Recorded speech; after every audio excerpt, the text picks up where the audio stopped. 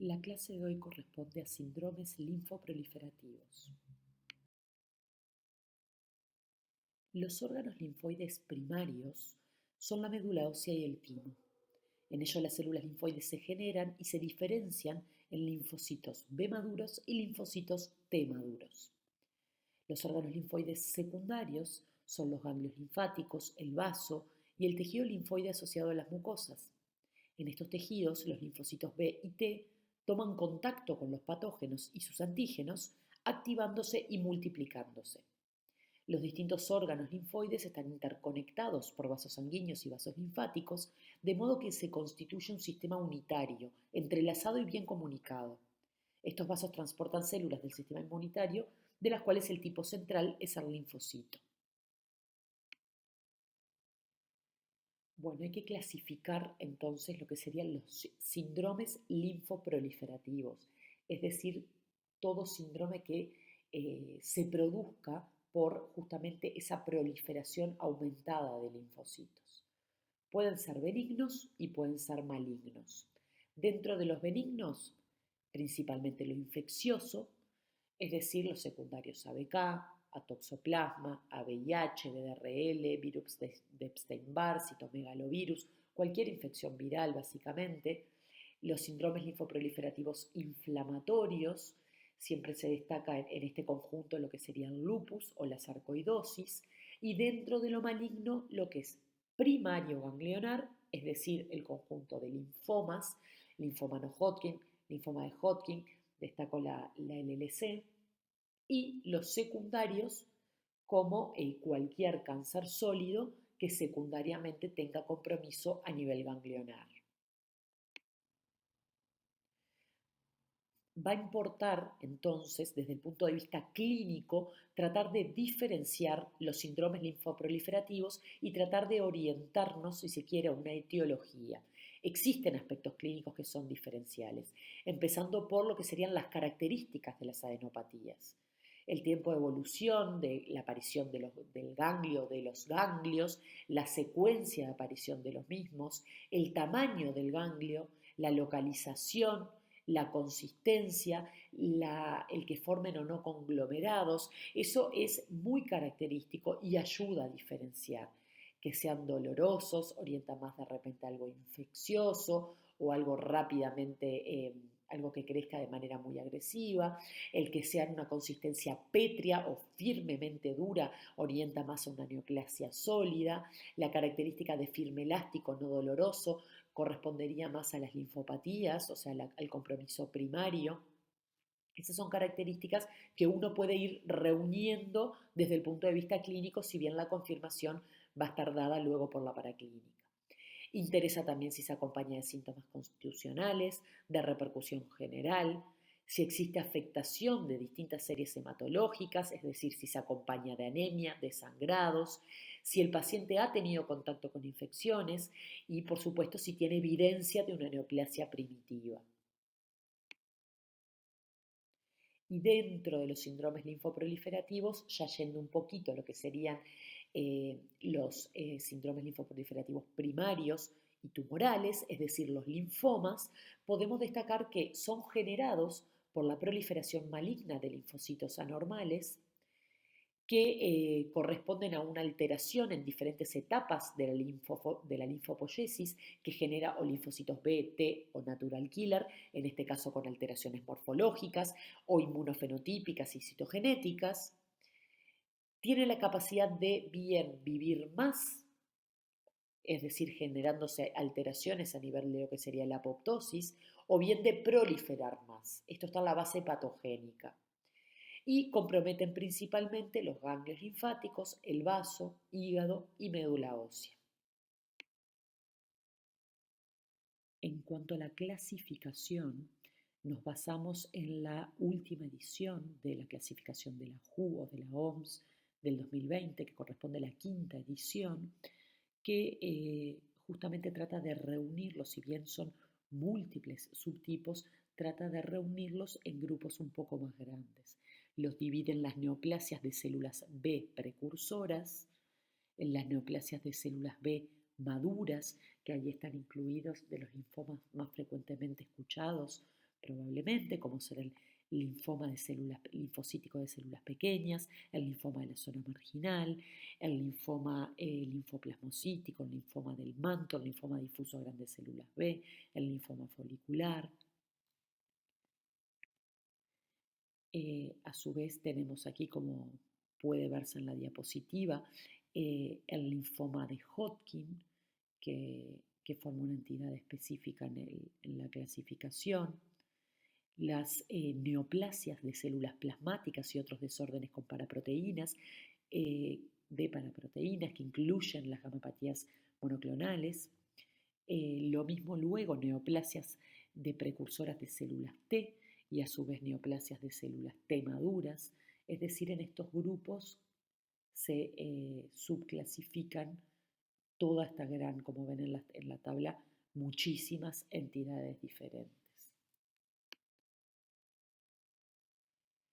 Existen clínicamente diferencias entre la presentación de un linfoma no Hodgkin y la presentación de un linfoma de Hodgkin. Las principales son eh, la diseminación de las adenopatías, es decir, cómo se presentan. En el caso del linfoma de Hodgkin, se presentan de manera ordenada, se van diseminando de territorio ganglionar contiguo a el siguiente contiguo, al siguiente contiguo, bien como de forma escalonada. Por otro lado, en el linfoma no Hodgkin, la presentación es no contigua, el compromiso diseminado de inicio es frecuente. Se habla en el Hodgkin de un inicio, si se quiere, unicéntrico y multicéntrico en el caso del no Hodgkin. En el caso del linfoma de Hodgkin, el compromiso de ganglios linfáticos centrales y axilares es lo que se ve más frecuentemente. En el no Hodgkin, compromiso de ganglios linfáticos centrales y periféricos. El compromiso mesentérico es raro o tardío en el Hodgkin, es más frecuente en el no Hodgkin. Compromiso del círculo de Walderia es raro o tardío en el caso del de Hodgkin y más frecuente en el caso del no Hodgkin, y la presentación extranodal es más rara en el linfoma de Hodgkin y más frecuente, si se quiere, en el linfoma no Hodgkin. Si bien estos son no es patognomónico, si se quiere, pero sí es una forma desde el punto de vista clínico distinguirlos. También se habla de la frecuencia de síntomas B acompañantes, si bien es clásico de ambos tipos de linfoma, se puede presentar en ambos, se dice que es muy característico del linfoma de Hodgkin. Destaco, por supuesto, que esto no es definitorio y por supuesto que el linfoma no Hodgkin puede presentarse también con síntomas B, pero sí está muy descrito de la mano del linfoma de Hodgkin. Y bueno, y por supuesto eso de lo ordenado de la proliferación de la aparición de las adenopatías es lo que sí se quiere es lo más característico para distinguirlos. Bueno, ahora vamos un poco más específico a lo que sería el linfoma de Hodgkin. Este fue descrito por primera vez en 1832 por el médico británico Thomas Hodgkin. Es una enfermedad poco frecuente, corresponde al 1% de las neoplasias malignas. Es una neoplasia curable en un 85% de los casos de forma global. Y se dice que la célula de origen, es decir, de dónde parte, si se quiere, la alteración, es del linfocito B del centro germinal. Ahí como muestra la figura donde estaría localizado, si se quiere, el centro germinal. A modo de definición, es una neoplasia monoclonal de células B caracterizada por la presencia de células anormales gigantes llamadas células de Ritz-Stenberg. Estas son las células características de esta afección. Desde el punto de vista clínico, es un linfoma que tiene dos picos de incidencia a los 25 años y un segundo pico en los pacientes mayores de 60 años. Predominan hombres, como dijimos, tiene un porcentaje de curación bastante alto. En cuanto a la etiología, sabemos que hay factores que se consideran predisponentes, como por ejemplo las infecciones virales. Existe un riesgo 3 veces mayor en pacientes con antecedentes de mononucleosis infecciosa, que es la enfermedad viral causada por el virus de Epstein-Barr. A su vez, vinculado a la inmunodeficiencia, existe un riesgo bastante aumentado en pacientes con VIH de desarrollar un linfoma de Hodgkin. También se ha considerado que existe predisposición genética para esta patología, tiene agregación familiar con un riesgo significativamente mayor entre gemelos monocigóticos y también se ha determinado que ciertos tipos de antígeno HLA tienen mayor riesgo de desarrollar linfoma de Hodgkin. Podemos hacer ciertas disquisiciones desde el punto de vista de la patogenia para intentar entenderla un poco mejor. Sabemos que la mayoría de los casos, eh, las células de Reed-Sternberg albergan genes de inmunoglobulinas reordenados idénticos con indicios de hipermutación somática, lo que establece el origen desde una célula B del centro germinal o post-centro germinal. También sabemos que en una pequeña proporción hay reordenamientos del receptor de células T, lo que sugiere que el linfoma de Hodgkin procede en casos raros de células T transformadas. También sabemos que existe frecuentemente episomas del virus de Epstein-Barr en las células de Reed-Sternberg en los casos de el tipo celularidad mixta, lo que indica que la infección ocurre antes de la transformación celular. También sabemos que característicamente existe una acumulación de células reactivas que ocurre en respuesta a citoquinas que secretan justamente estas células de Reed-Sternberg. Y este infiltrado inflamatorio proporciona soporte al crecimiento y la supervivencia de las células tumorales. En cuanto a la clasificación del linfoma de Hodgkin, sabemos que puede dividirse, si se quiere, en linfoma de Hodgkin clásico, que incluye el 95% de los casos, y el linfoma de Hodgkin predominio linfocítico nodular, que abarcaría el 5% de los casos restantes. Esta última entidad, actualmente en la última clasificación de la WHO del 2022, pasó a formar parte de lo que serían los linfomas no Hodgkin. El linfoma de Hodgkin clásico puede dividirse a su vez en subtipos histológicos, el más frecuente la esclerosis nodular, en un 70%, celularidad mixta en un 25%, rico en linfocitos en un 5% y depresión linfocitaria, su frecuencia es menor a un 1%. En cuanto a la clínica, como ya hablamos un poquito, el compromiso ganglionar tiene un origen unicéntrico, compromete territorios ganglionares contiguos. Un 75% de los casos se presenta con una tumoración a nivel cervical. Le siguen en frecuencia la masa mediastinal, los ganglios axilares, los ganglios paraórticos y raramente presentan compromiso de ganglios mesentéricos, epitrocleares o el inicio es inicialmente extranodal. Aquí pueden ver una imagen de una paciente con compromiso ganglionar en cuello.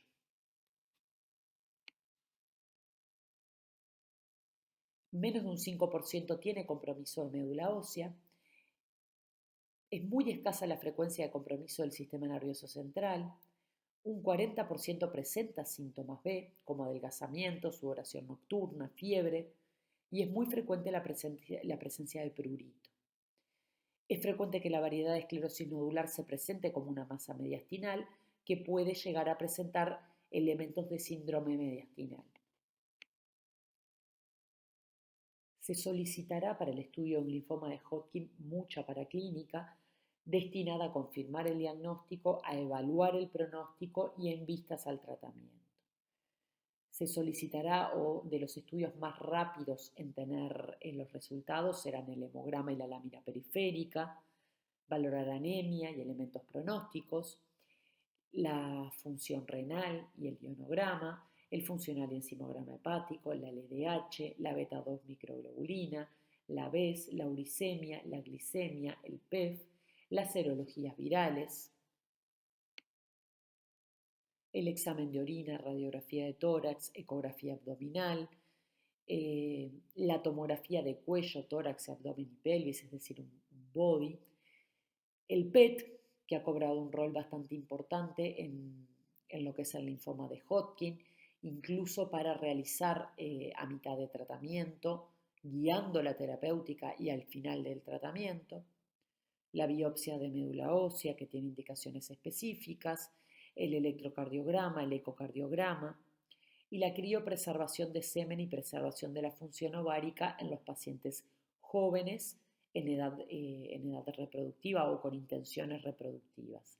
Toda esta paraclínica, si bien no es la confirmatoria del diagnóstico aún, se hará algunas con indicaciones específicas y otras en todos los pacientes. Y finalmente, para realizar el diagnóstico se requiere siempre la biopsia ganglionar, con el estudio anatomopatológico que va a identificar las células de Ritz-Stenberg sobre un infiltrado reactivo compuesto por linfocitos, eosinófilos, neutrófilos, histiocitos, plasmocitos, fibroblastos y fibras de colágeno. Este background, si quiere, contexto inflamatorio es la parte mayoritaria de, si se quiere, la tumoración. El diagnóstico es histológico, pero se realizará inmunohistoquímica para confirmar la presencia de CD15 y CD30 característico y la ausencia de CD20 también característico. La estadificación clásica es la estadificación de Ann Arbor, que lo divide en 4 estadios, siendo el estadio 1 la presencia de un grupo ganglionar linfático único. 2, múltiples ganglios, o múltiples territorios comprometidos, pero siempre al mismo lado del diafragma. El estadio 3 son múltiples ganglios a ambos lados del diafragma y el estadio 4 corresponde a múltiples sitios extraganglionares o enfermedad extraganglionar. Se le agrega un sufijo X cuando el paciente presenta una masa bulky que se define como mayor a 10 centímetros, el sufijo E cuando tiene compromiso extranodal y A o B acorde a la ausencia o presencia de síntomas B.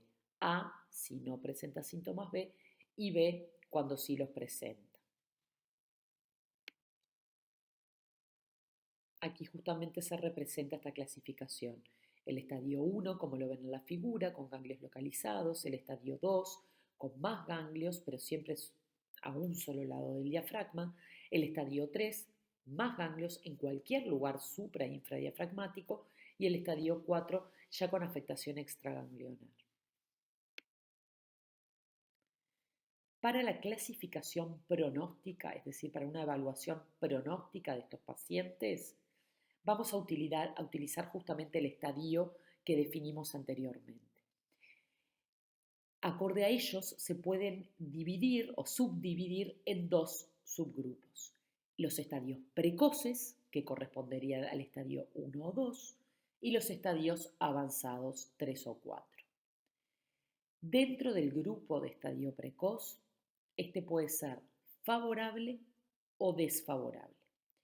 El grupo desfavorable va a ser aquel que tenga algún elemento que lo catalogue como desfavorable.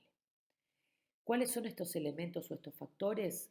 Diferencian un poco según los grupos de estudio que los han presentado, pero a grandes rasgos van a incluir, para algunos la edad, para algunos el subtipo histológico de la enfermedad, pero para la mayoría y en común, la vez elevada, distintos puntos de corte según tengan vez elevada y también síntomas B, los síntomas B por sí solos para algún grupo, la masa bulky, que eso sí se ha mantenido bastante constante en los distintos grupos, es un factor desfavorable, el número de sitios ganglionares involucrados y la presencia de compromiso extraganglionar. Esto lo cataloga, si se quiere, como un grupo o subgrupo precoz, favorable o desfavorable. ¿Qué pasa con el subgrupo del estadio avanzado o estadio tardío, es decir, 3 o 4? También existen factores que se agregan de mal pronóstico.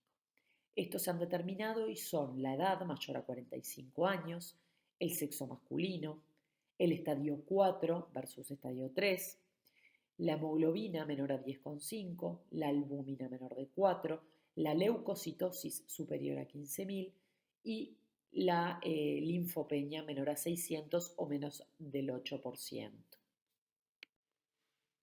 Bueno, y en este estudio justamente lo que se ha probado es que estos factores agregados impactan en la sobrevida libre de enfermedad a los 5 años. Y se sabe que cada factor de riesgo agregado reduce en un 7% justamente la sobrevida libre de enfermedad a 5 años.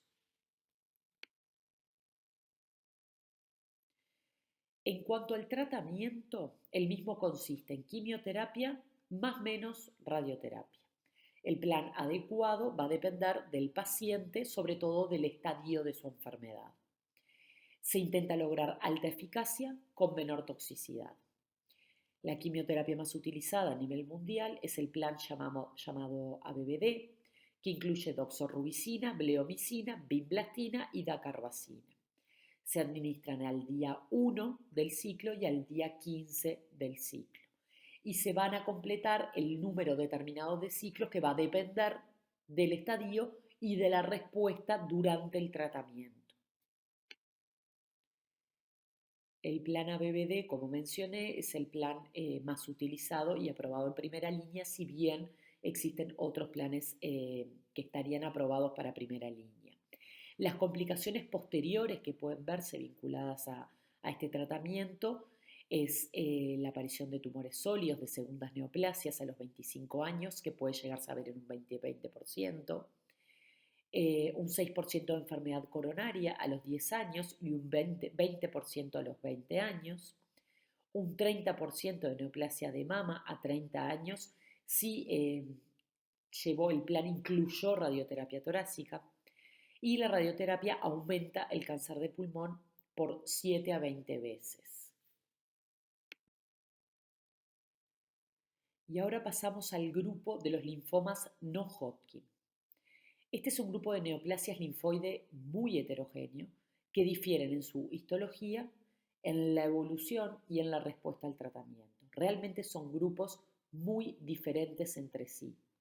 Se originan en la expansión clonal de las células del sistema inmunitario, tanto en órganos linfoides primarios como secundarios. Según datos internacionales, tiene una incidencia de 3 a 6 casos por cada 100.000 habitantes por año, causa el 3% de la mortalidad por procesos neoplásicos en el total de la población. Los linfomas no Hodgkin ocupan el 9º lugar como causa de muerte por cáncer en hombres y el 6º lugar en mujeres. Y la incidencia del linfoma no Hodgkin en Uruguay está ya catalogado, definida en 10,62 en hombres y 6,88 en mujeres por cada 100.000 habitantes año. Una forma de clasificar los linfomas no Hodgkin desde el punto de vista clínico es acorde a su evolución.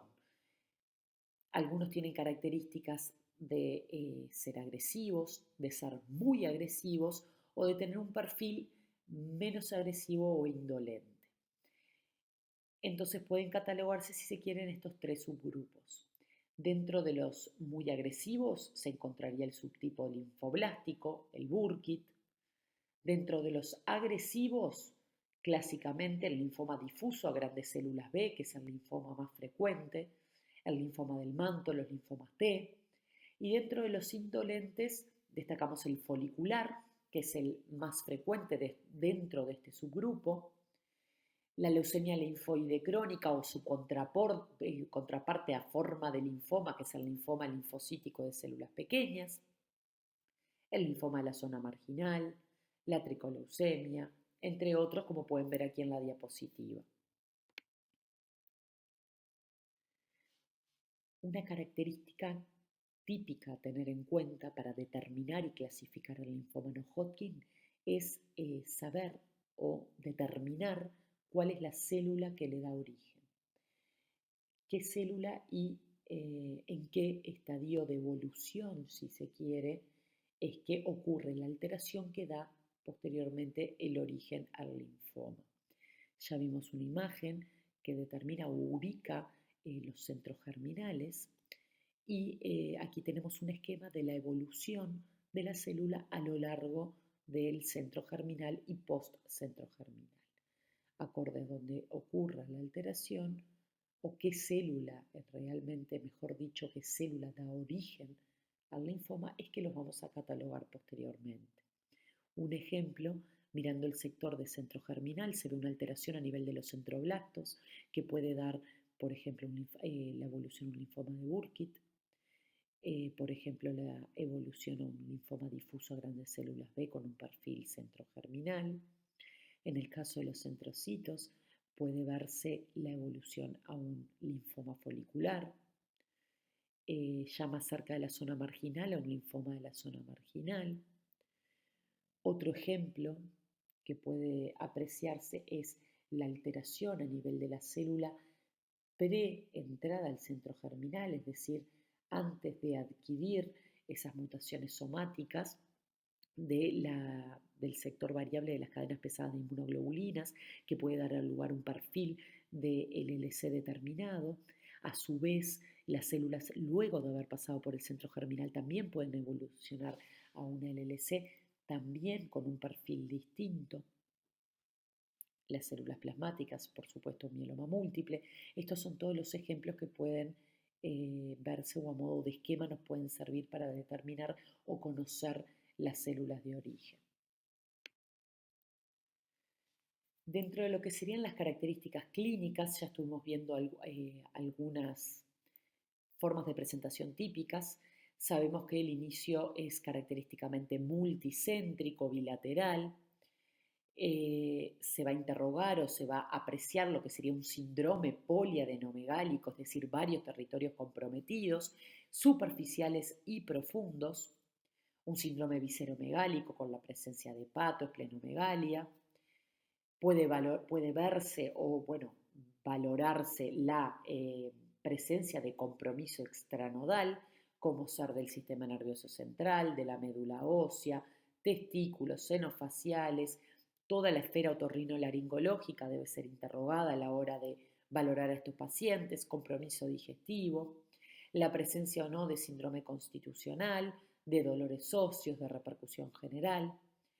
Y para clasificarlo también se utiliza la estadificación de Ann Arbor, si bien está descrita inicialmente y se mantiene predominantemente para linfomas de Hodgkin, se aplica hoy por hoy igual desde el punto de vista clínico a los pacientes con linfoma no Hodgkin.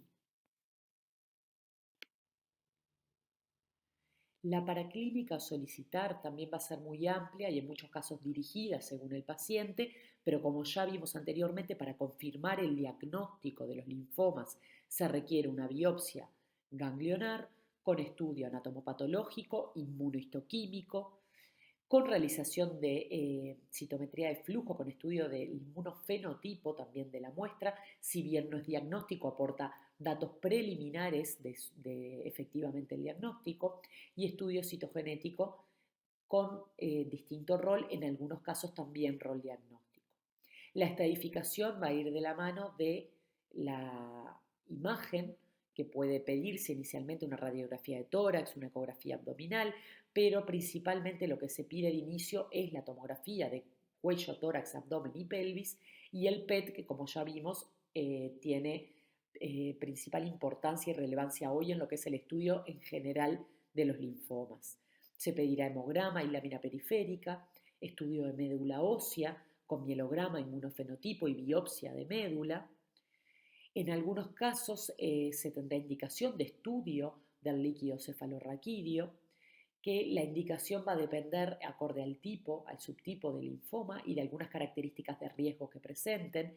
Se estudia sistemáticamente en pacientes con linfomas de los catalogados como muy agresivos, en los pacientes VIH positivos, en los pacientes que tienen compromiso, por ejemplo, un difuso a grandes células B con compromiso de algunos sitios extranodales específicos, como ser mama, por ejemplo, o en los que junten determinados criterios de alto riesgo que conlleven a la necesidad de hacer una pesquisa de si el paciente presenta o no compromiso del sistema nervioso central y hacer profilaxis ante la eventual riesgo de recaída a nivel del sistema nervioso central.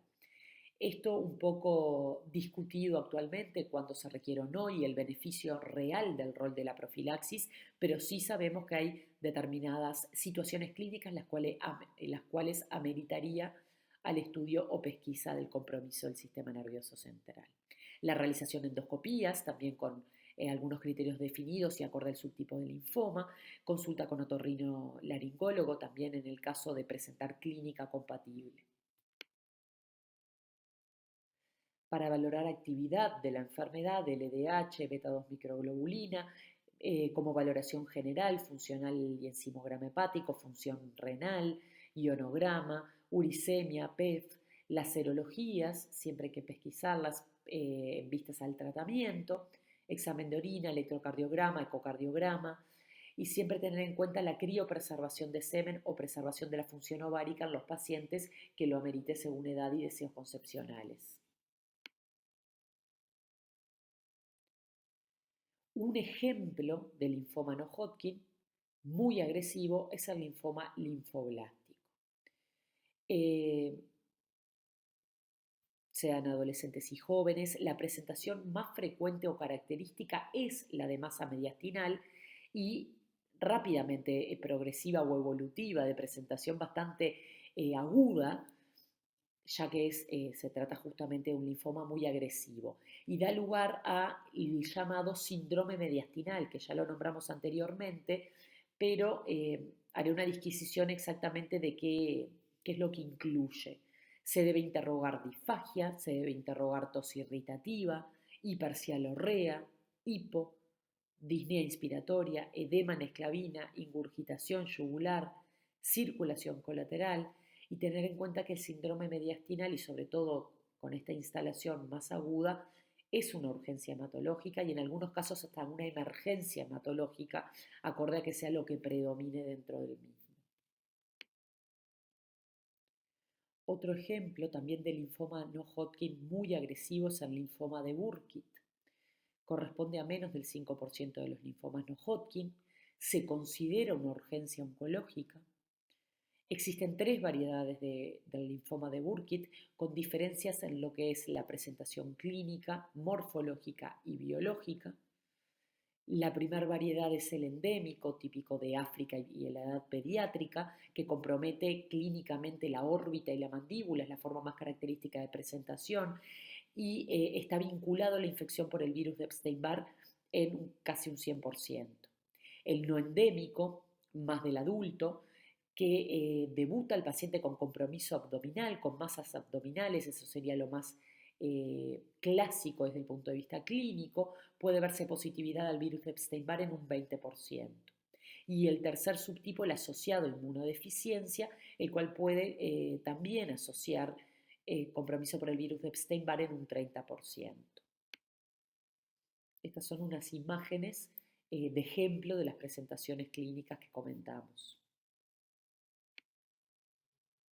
En cuanto a la morfología, son bastante características las células, como se ven en la imagen. Se ve a nivel de la biopsia un patrón difuso de células de mediano tamaño, núcleo redondeado con abundantes nucleolos y abundantes mitosis, con histiocitos fagocitando restos celulares, lo que da el típico patrón llamado en cielo estrellado, que habla de esa gran tasa proliferativa. Característicamente incluye o involucra la traslocación cromosómica 814 o alguna variante como la 28 o la 822. Esto conlleva una alteración en la función del CEMIC, que es característica de esta enfermedad.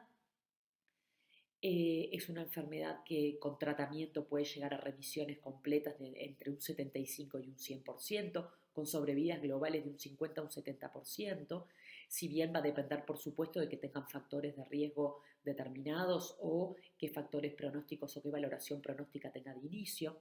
Sabemos que las recaídas precoces, a menos de un año, van de la mano con corta sobrevida. Es un factor pronóstico bastante desfavorable. Otro ejemplo es el linfoma no Hodgkin difuso a grandes células B, que es característicamente agresivo dentro de la clasificación clínica. Y este es el linfoma más frecuente a nivel mundial. Abarca un 30 a un 40% de todos los linfomas. La célula tumoral es el doble en tamaño de un linfocito normal, de allí también su nombre. Generalmente se inicia de nuevo, pero puede desarrollarse a partir de la transformación de un linfoma no Hodgkin previo indolente, es decir, este indolente puede cursar más solapado, con clínica menos florida y algún sector transformarse, agregar clínica de manera más agresiva y justamente haberse transformado a este subtipo de linfoma. Y existen varios factores que pueden aumentar el riesgo de aparición, como por ejemplo la inmunodepresión. Hay que destacar que es curable en un 50% de los casos aproximadamente. En cuanto a la presentación clínica, lo que destacamos es que es un linfoma agresivo. Se ve más frecuentemente en adultos en la séptima década de la vida. La presentación puede ser nodal o presentar ya de inicio compromiso extranodal y hasta un 15% pueden llegar a tener compromiso de médula ósea. Un porcentaje no despreciable puede debutar o manifestarse de inicio exclusivamente como un linfoma extranodal. Puede involucrar estómago, intestino delgado, hueso, testículo, anillo de Waldeyer, glándulas salivales, tiroides, hígado, riñón, piel. El pronóstico de este linfoma está dado por un score bastante validado que se llama IPI, que incluye la edad, el ECOG, la LDH, el compromiso extranodal y el estadio 3 o 4 de Ann Arbor.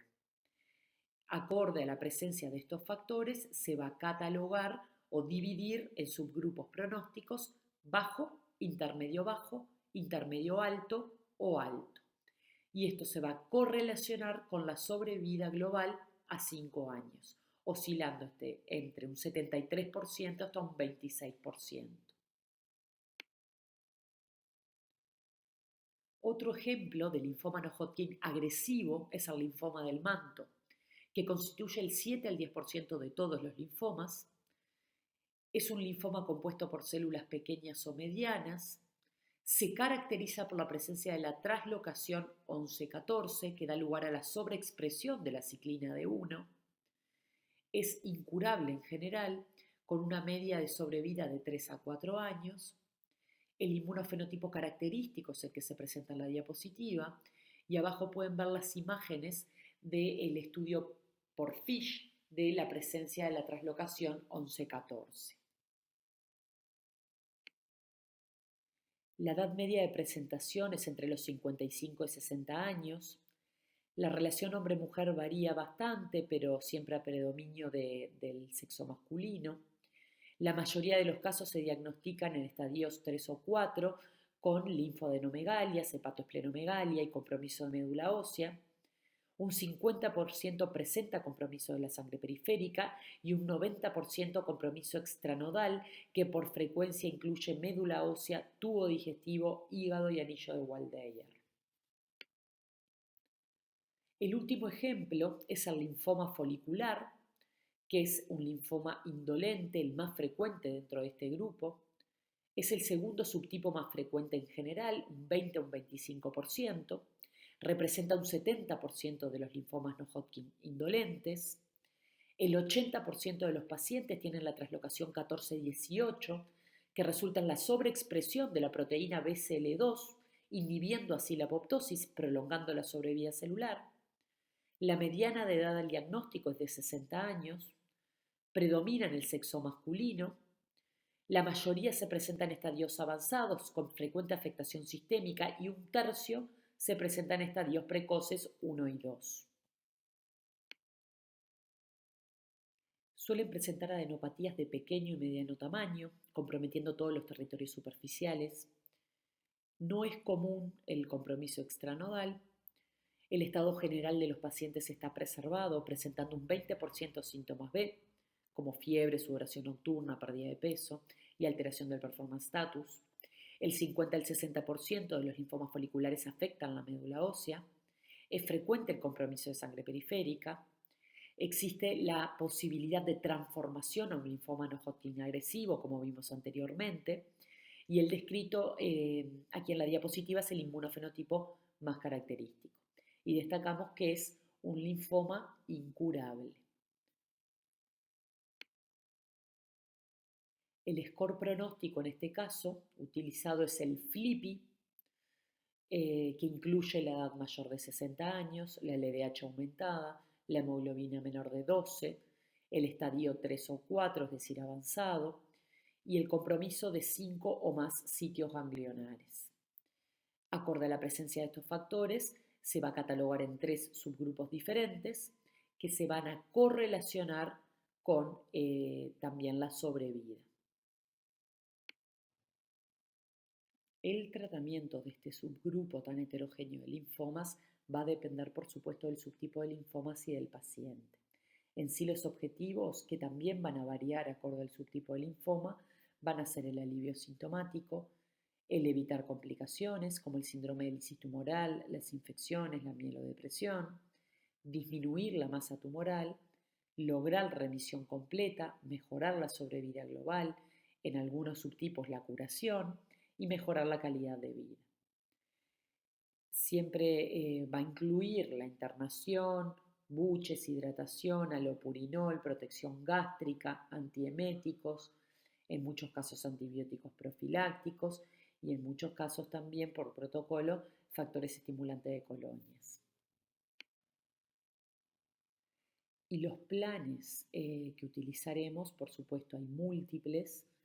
Uno de los más frecuentes a nombrar en el contexto de los linfomas no Hodgkin es el R-CHOP, pero existen varios. También va a depender el subtipo de linfoma y, por supuesto, va a depender en qué fase de la enfermedad estamos. Por ejemplo, se utilizan también en muchas segundas líneas las altas dosis de quimioterapia y el trasplante autólogo como consolidación.